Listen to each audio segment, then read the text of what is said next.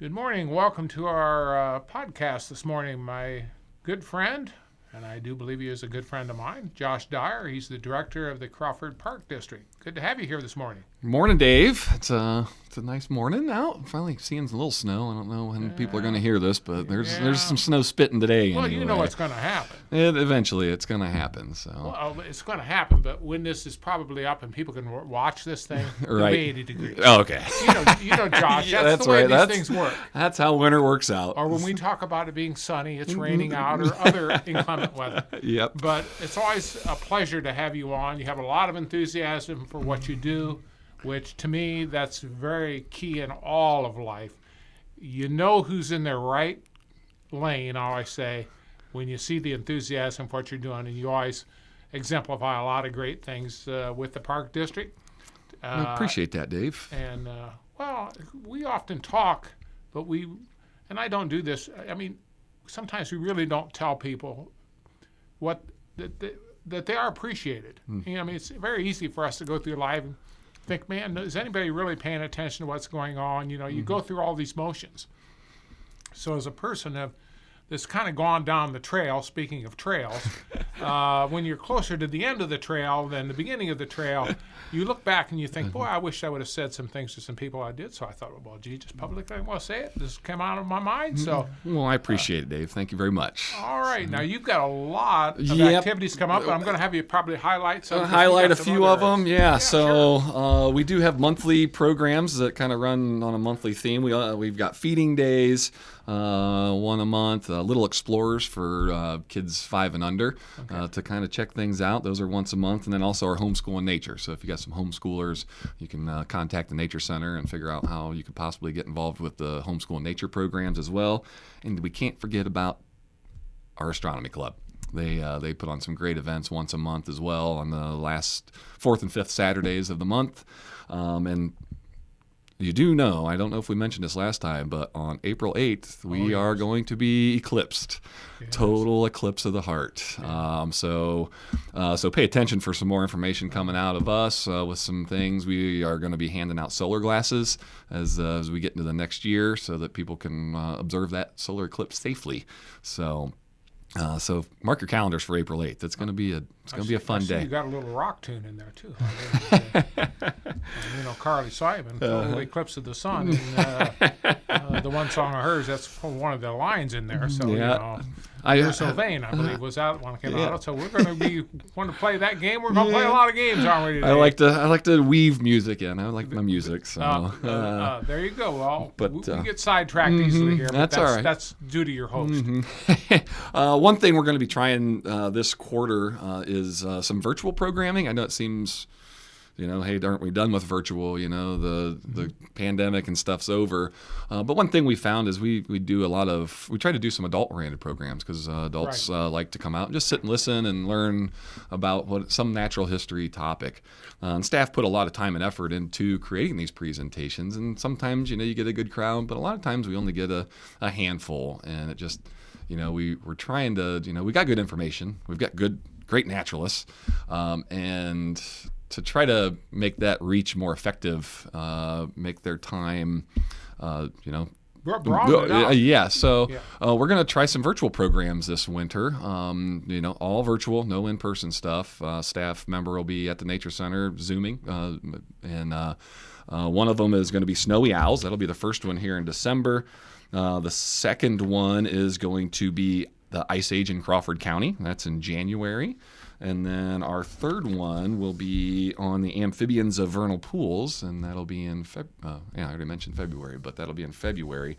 So for those that are interested in that, you need to contact the Nature Center. We'll get your email, and then the day prior to the event or the program, we will send you a Zoom link that all you got to do is sit from the comfort of your home. You don't need to come out to the Nature Center. You can log right into the link, join into the program, and then after we're done, we're going to be recording those, and then we'll also have those available afterwards so that people can view them if they weren't able to watch the whole thing. Well, Josh, this is a wonderful idea, in my opinion, because you've got a lot of people that, for various reasons, maybe you're elderly or older and you'd like to go out, but you want to hear something about it.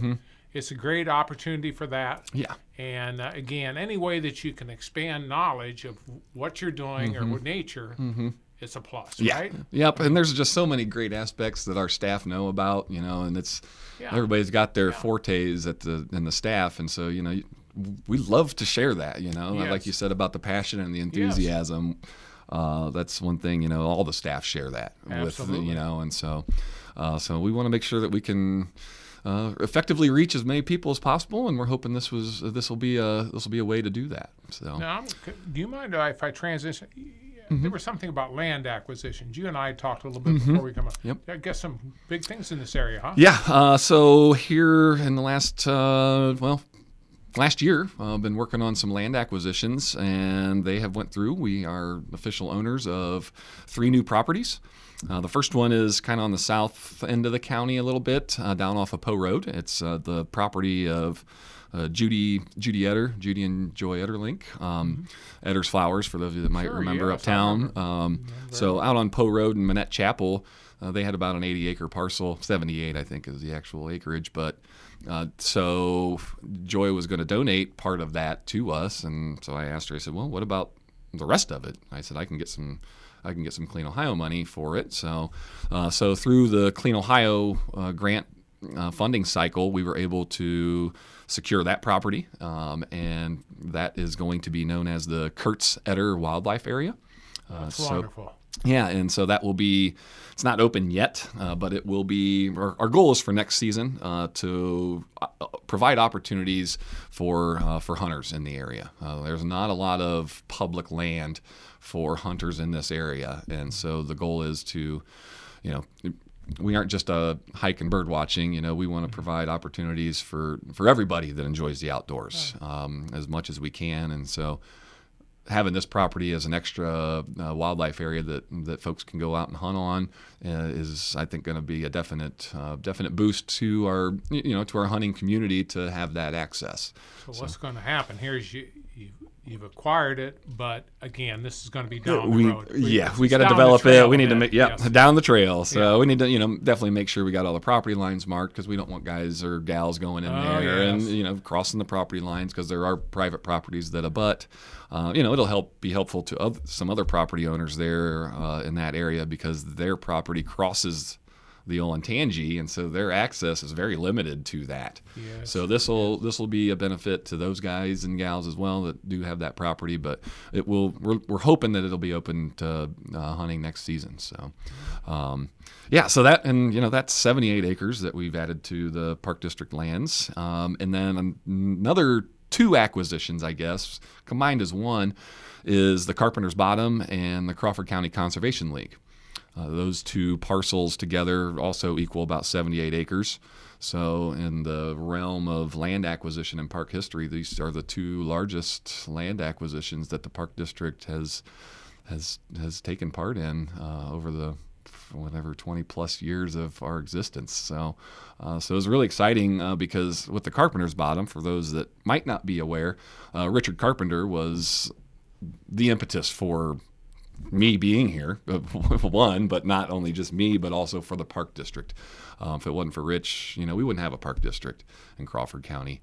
And so Rich's vision was that one day his property would be able to also become a quote-unquote nature park. When you read some of the early news articles and stuff, that was his goal. Was Carpenter's Bottom was going to be in the holdings of the Crawford Park District, and that has come to fruition. So, like I said, combined with the Conservation League, Crawford County Conservation League has property that abuts Carpenter's.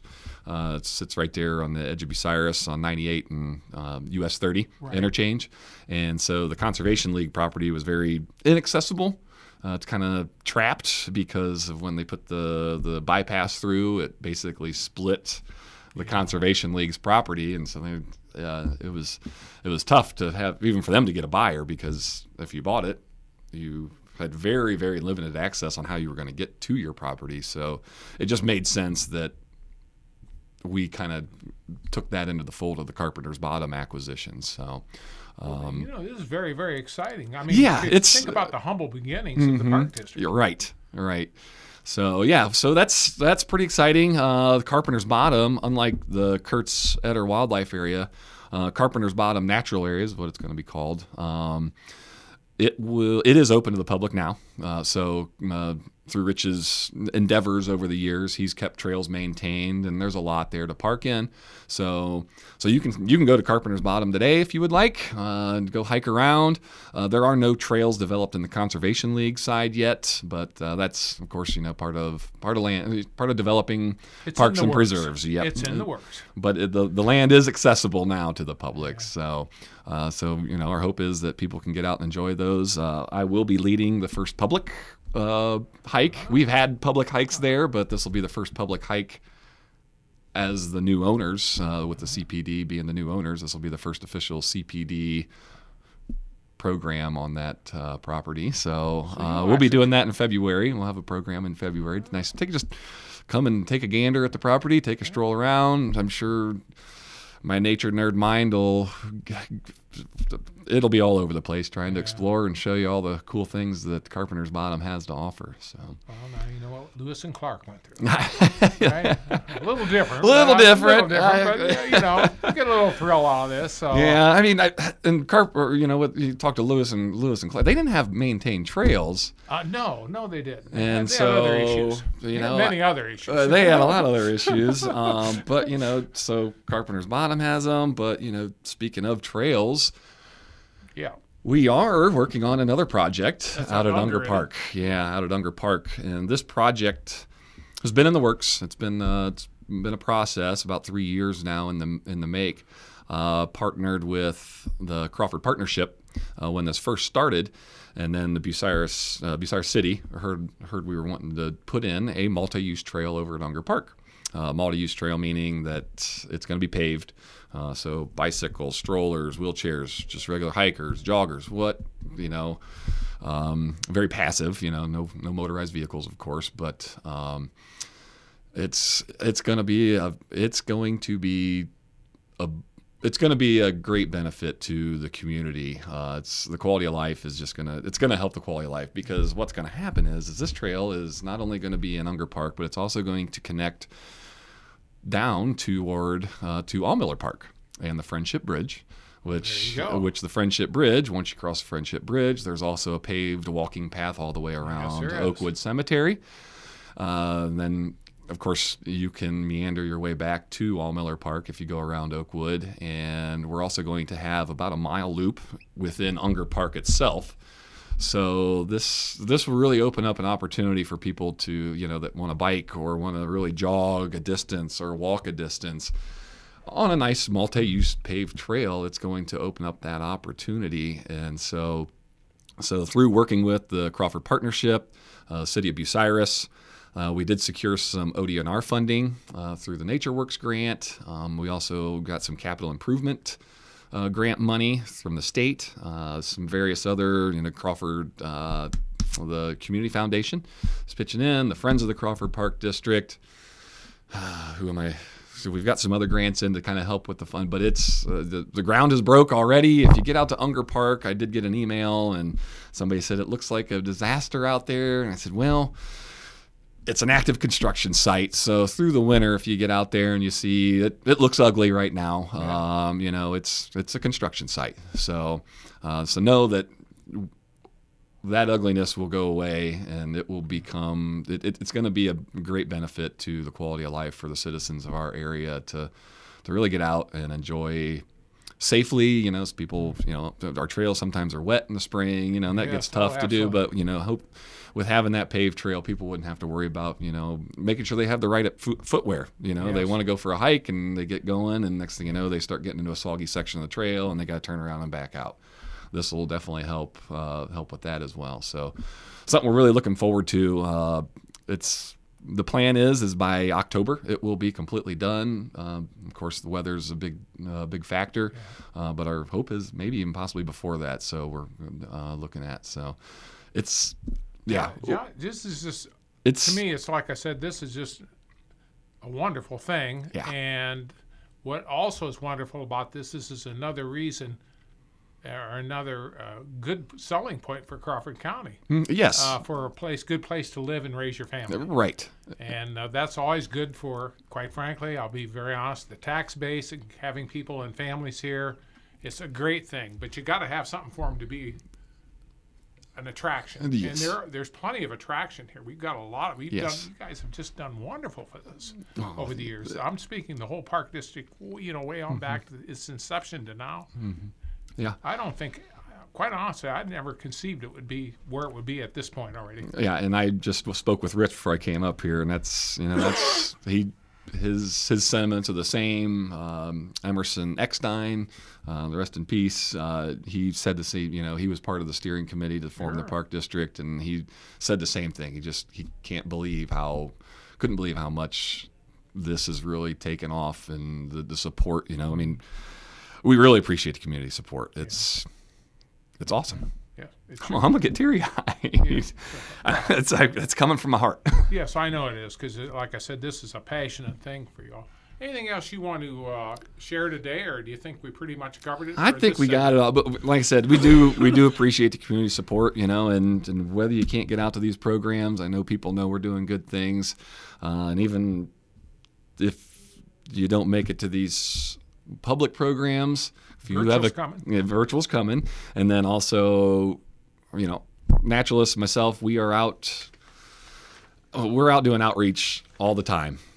So even though your kids might not come to one of our public events, I guarantee if you've got a kid in a public school here in Crawford County, they have seen one of our naturalists doing a program at their school, and so because I know people can't get out all the time, but we've got to make sure we're getting to those schools, and providing those monthly programs at those schools is just, staff loves it, going back and seeing those kids and month to month, and that's a wonderful experience. It's just another positive thing. Right. That's an outcome of this.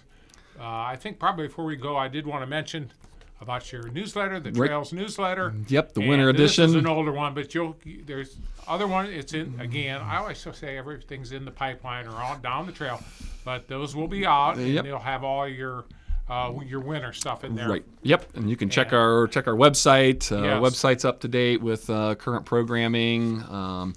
And so, like us on Facebook if you have not done so. And that's also got our events and then the other things. We'll also be posting some updates for Unger with the multi-use trail, because that's going along. We might have to close different sections of the trail just to, they're going to be in there. So just keep that in mind through the wintertime when you're out at Unger Park as well. That's a good way to keep updated through these social media on Facebook and through the website, CrawfordParkDistrict.org. And is it Crawford Park District is what you go into Facebook?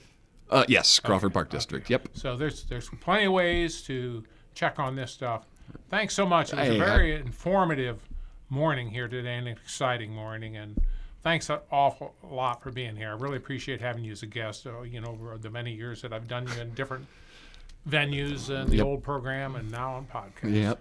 All right. Well, I appreciate it, Dave. Thank you very much. All right. Thank you again to Josh Dyer from the Crawford Park District for being the guest today on the podcast, and we'll have you back in the new year's. Plenty of more exciting things coming. Thank you so much. All right. Thanks, Dave.